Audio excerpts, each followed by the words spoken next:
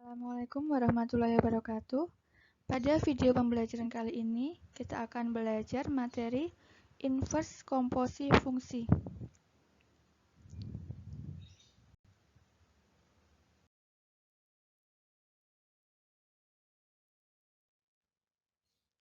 Bagaimana dengan konsep dari inverse komposisi fungsi? Jadi ini langsung Ibu berikan rumusnya. Kalau ada F bundaran G di inverse,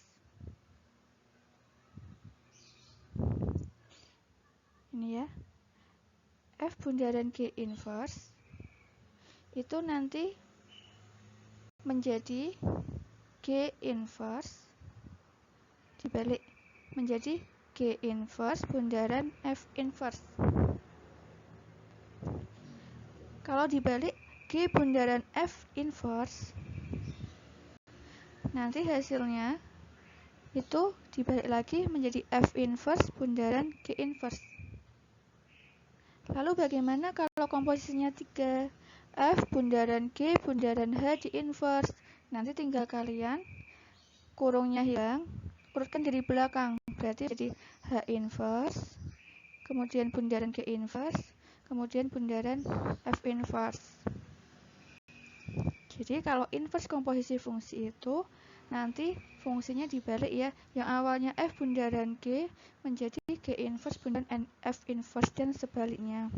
Kemudian ada konsep lagi, kalau ada F inverse, konsep nih, kalau ada F inverse kemudian di inverse lagi, hasilnya adalah F, fungsi F. Jadi F inverse di inverse hasilnya adalah F. Itu adalah konsep dari inverse komposisi fungsi.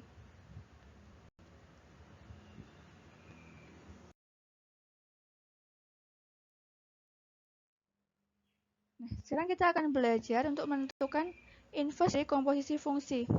Ini akan Ibu beri beberapa contoh. Contoh yang pertama, diketahui fungsi fx 4x plus 7 dan g 3x min 11, tentukan f bundaran g di inverse. F bundaran G inverse. Oke.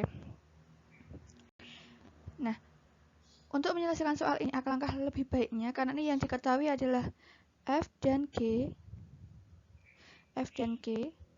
fungsi asli, berarti kita cari dulu aja F bundaran Gx-nya.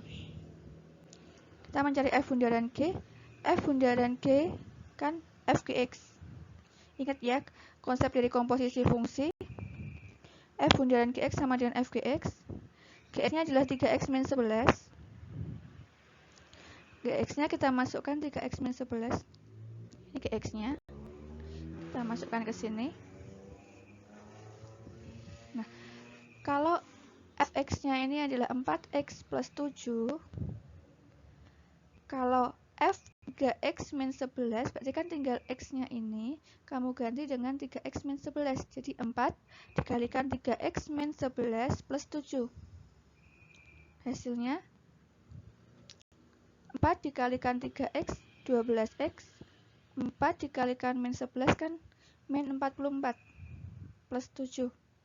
Kita hitung, ternyata kita peroleh F bundaran Gx-nya adalah 12x dikurangi 37. Nah, baru setelah ketemu F bundaran Gx ini, kita cari inverse-nya. Kalian masih ingat? F bundaran Gx kan bentuknya fungsi linear. Pertemuan sebelumnya kalian telah belajar bagaimana menentukan inverse dari fungsi linear. Pertama kan dimisahkan dulu sebagai y. Jadi fungsi yang mau di-inverse dimisahkan sebagai y. F bundaran Gx-nya kita misahkan sebagai y. Jadi diperoleh y sama dengan 12x dikurangi 37. Kemudian kita ubah dalam bentuk x. Berarti yang min 37-nya ini kita pindah ruas ke kiri. Jadi y plus 37 sama dengan 12x. Kita peroleh x-nya adalah y plus 37 bagi 12. Langsung ketemu. Karena y-nya tadi adalah f bundaran Gx, berarti kita peroleh F bundaran G inverse X, tinggal hasil akhirnya ini, Y-nya kamu ganti dengan X. Jadi kita peroleh F bundaran G inverse X adalah X ditambah 37 dibagi 12. Oke, untuk contoh 1 bisa dipahami ya anak-anak ya.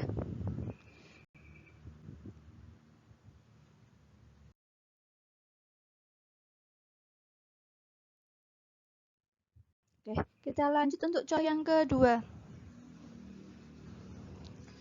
Diketahui fungsi G inverse dan H. Tentukan G bundaran H inverse X. Nah, bedanya dengan contoh yang pertama tadi. Kalau contoh yang pertama kan yang diketahui fungsi asli semua, F dan G. Kalau contoh yang kedua ini, yang diketahui itu yang satu bentuknya inverse, yang satu bentuk fungsi asli. Nah, karena yang mau kita cari adalah inverse, alangkah baiknya yang fungsi asli kita cari inverse-nya dulu.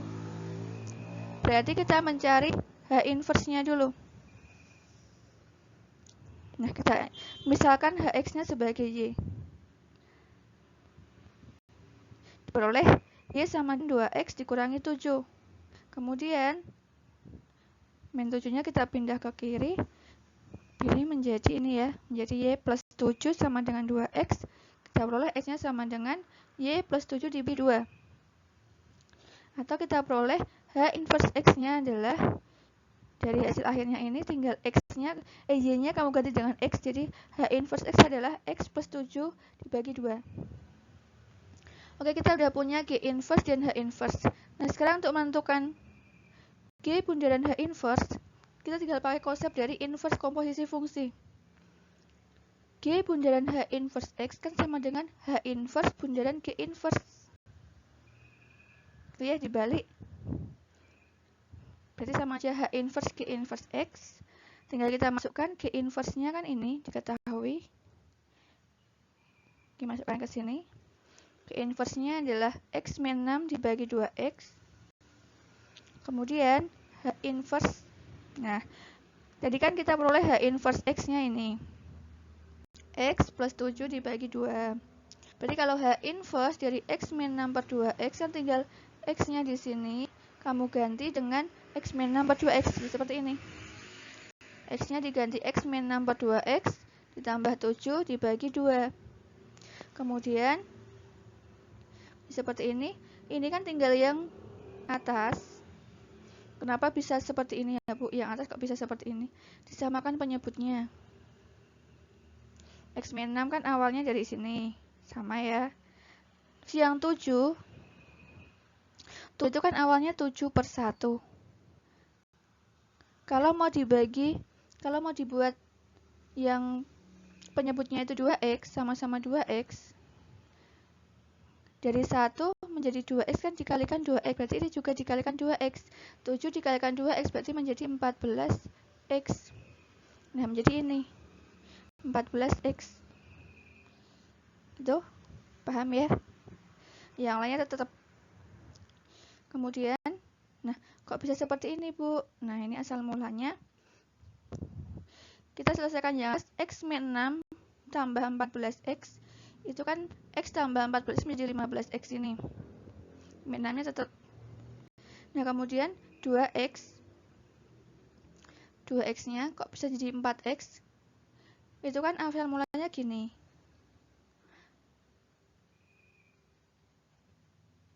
15X min 6 bagi 2 gini, kemudian dibagi sorry bentar,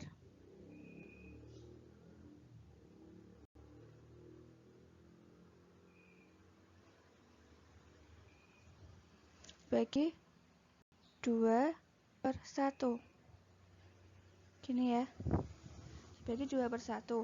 Kalau dibagi itu kan sama aja dikalikan kebalikannya, jadi sama aja 15X min 6 per 2 dikalikan 1 per 2. 15X min 6 dikalikan 1 kan hasilnya ini 15X min 6. Ini 2X ya, sorry, yang ini 2X. 2X dikalikan 2 kan hasilnya 4X-nya ini. Gitu ya asal mulanya. Jadi kita peroleh G bundaran H inverse X adalah 15X min 6 dibagi 4X. Contoh yang kedua ini. Oke, silakan dipahami ya.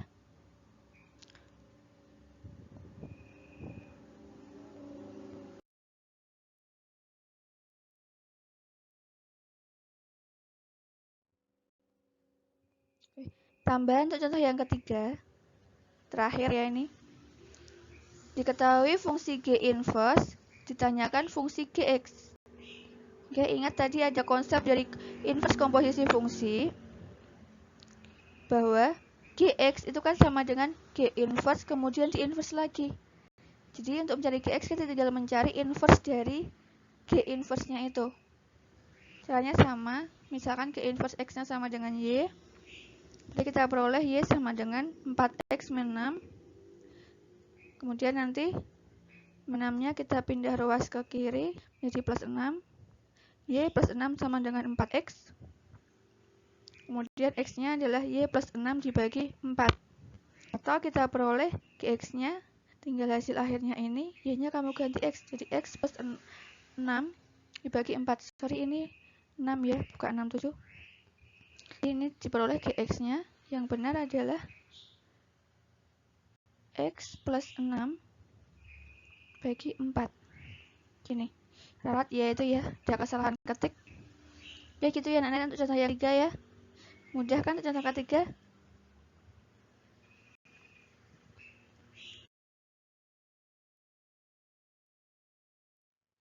Oke, demikian materi untuk inverse dari komposisi fungsi. Silakan kalian pahami.